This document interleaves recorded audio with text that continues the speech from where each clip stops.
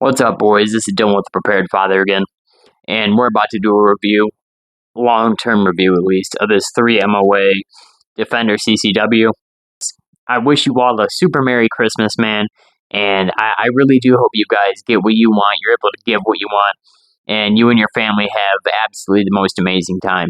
And I hope the new year has, just nothing but surprises, well wishes, and success for every one of you. All right, so let's jump into it.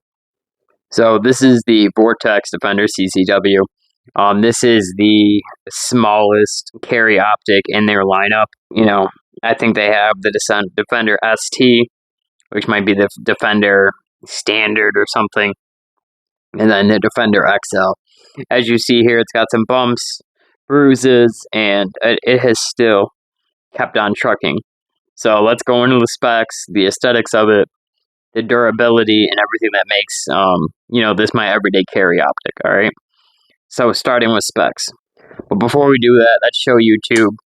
This is a clear firearm. Orange follower means there is no rounds in the magazine. And as you see here, there are no rounds in the chamber, no rounds on the extractor plate, and nothing just chilling in my mag well. So we are clear to go.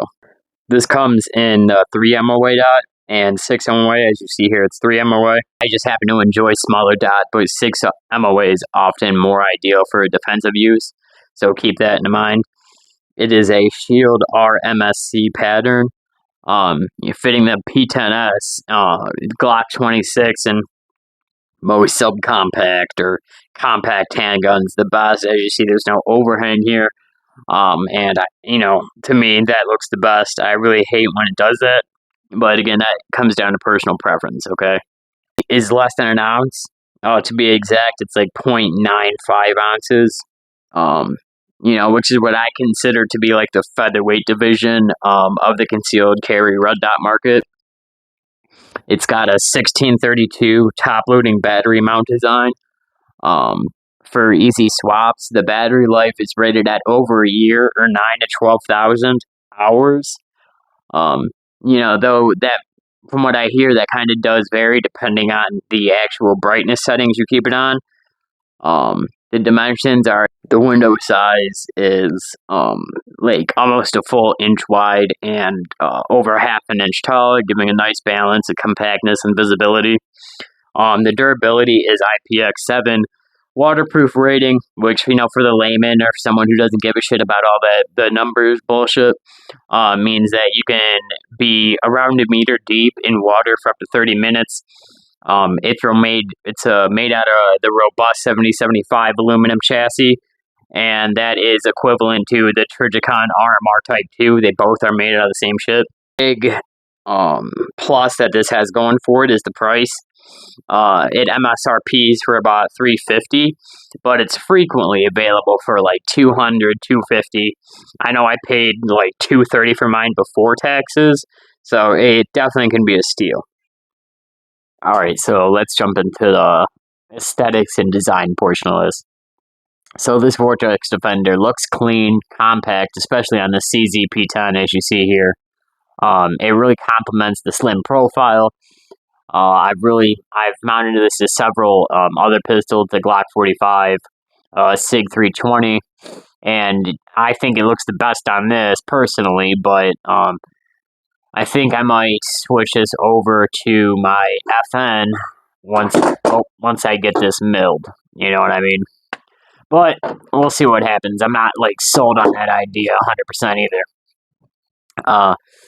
So, one standout design is the texture rubber polymer insert on the top here, featuring the Vortex logo. I don't know if you can see it there. There you go. I was confused on exactly why they would do this, but when I looked it up, the Vortex Defender guy says that, and I quote, "It might seem like a gimmicky feature, but it's actually extremely beneficial because it changes the geometry of how it accepts impacts," or something like that. I'm sold on it. If it makes this more robust and harder to destroy, then I'm in on it. And I don't think it looks bad at all.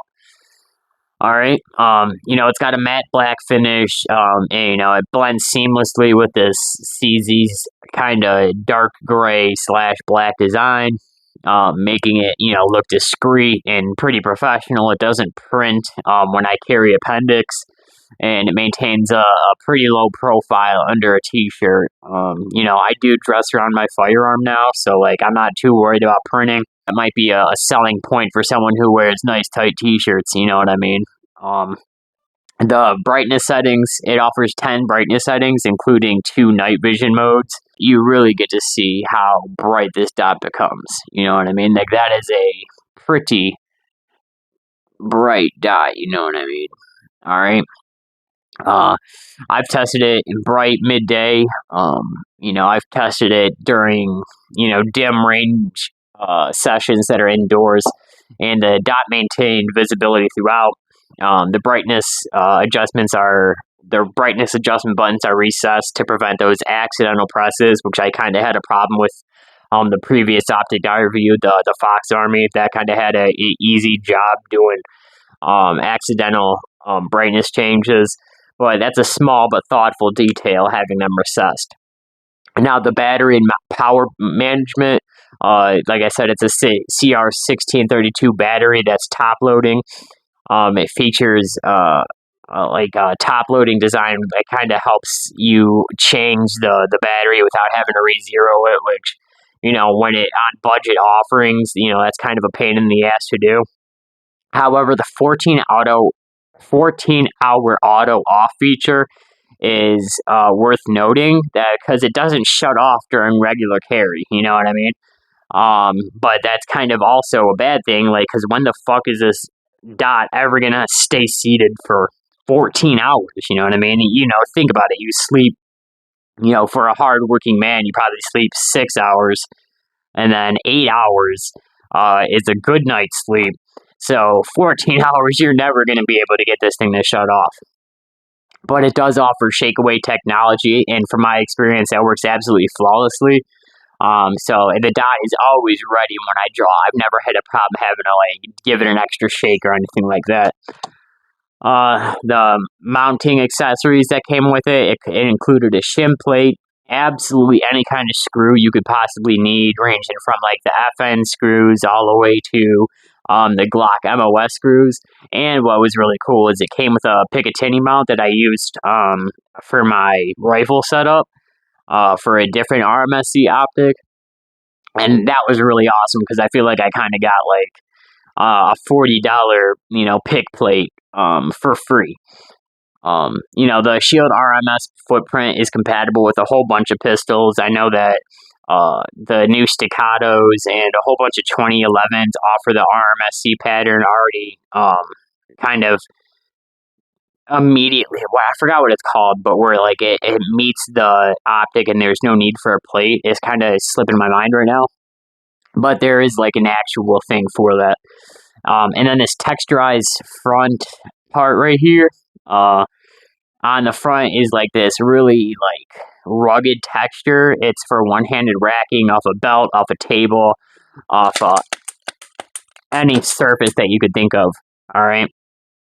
In a defensive situation, I really want to rack this off anything and everything, and I feel like it would be fucking sweet to rack this off a bad guy's head if shit hits the fan, or, I have to draw this into a defensive situation. Some pretty John Wick shit, you know what I mean? I definitely might daydream about some John Wick shit every once in a while, you know what I mean? So don't hold that against me, boys. The durability is, I know I've put this motherfucker through some serious abuse, and it has held up incredibly well. I've dropped it optic first on a concrete, shot it in freezing conditions, which is, common here in Michigan. And I would say, this has been on here through half the amount of rounds that I've put through this pistol. So, upwards of 1,500 rounds, maybe 2,000 now. It hasn't lost zero, it hasn't fogged up, it's shown absolutely zero signs of failing. The 7075 aluminum body and polymer shock absorbing inserts are absolutely doing their job. All right.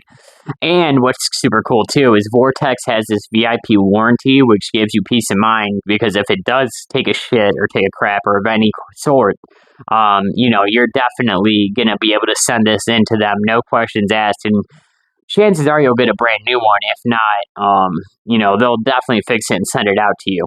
All right. But like I said, I doubt you're gonna need that. It just, it runs. It wants to run. Okay. On the range, the Defender is a absolute performer. The window size is like a perfect balance between big enough for fast target acquisition, but compact enough for concealed carry. The 3 MOA dot is super crisp and easy to pick up from draw. Transitions between targets feels absolutely like great. You know what I mean? I had a Trijicon on a duty weapon once, and I will say like I don't know, man. I can't. It was like many years ago, so like having to like come off the top of my head to compare to this, I would say they're on the same, you know, plateau, the same level. Except I will say this is made in China, which I wish all optics that we had and everything that we got in America was very compliant. Which is fancy talk for all made in America parts and whatnot. I ran this thing through dry fire drills, live fire scenarios, even tested racking this off the side of my boot, my belt, a concrete edge, and it has passed all the tests that you would want to put this through without a hitch. The Zero has held steady through thousands of rounds, 1,500 at bare minimum, and the controls are intuitive for quick adjustments when needed. So, the P10S really paired with this optic is a fantastic combo for concealed carry. The Defender doesn't really add unnecessary weight or bulk. And in my hands, it really delivers reliable performance when it counts. Because no matter what you put on it, how many grips, how many things, a camo tape you put on it, what weapon light you put on it, what optic you put on it, if every time you grip that pistol and you pull that trigger, you're moving to the left, or every time you grab it, you're having to kind of readjust to find your dot. Nothing's gonna help make you shoot better. All right. So I guess, and my final thoughts are, this thing is a phenomenal red dot for concealed carry. And for under 250, you're not going to find anything better. It offers durability, clear optics, and thoughtful design features with a top-loading battery, the shock-absorbing inserts. The only con that I would have with this is the average optic nowadays, at least high-end optic, is somewhere between 40 and 50,000 hours, and the fact this has 9,000 to 12,000, which is a year. I'm not saying like that's a small amount of time, but you're definitely gonna, you're definitely gonna have this thing ready to go when you need it. Just put a Alexa alarm or a Siri alarm on, say, hey Siri, in 11 months, in 15 days, send me a notification to change the battery. It's $15. If you're willing to spend $150 on a light and a $250 optic, you're not going to have a problem spending $15 for peace of mind on a battery every 9 to 12 months. All right. But that's a minor trade-off considering everything that it does get right. If you're looking for a concealed carry optic that performs without breaking the bank, this is definitely, it should be on your short list. It's rugged, it's reliable, and it pairs beautifully with pistols like this. Most concealed carry pistols, alright? So thanks for watching, boys. If you found this review helpful at all, please don't forget to like and subscribe and drop a comment below, because we gotta support each other, because we know YouTube sure the hell isn't gonna do that. So let me know what red dot you're running in your carry pistol. And until next time, stay prepared and stay safe, boys.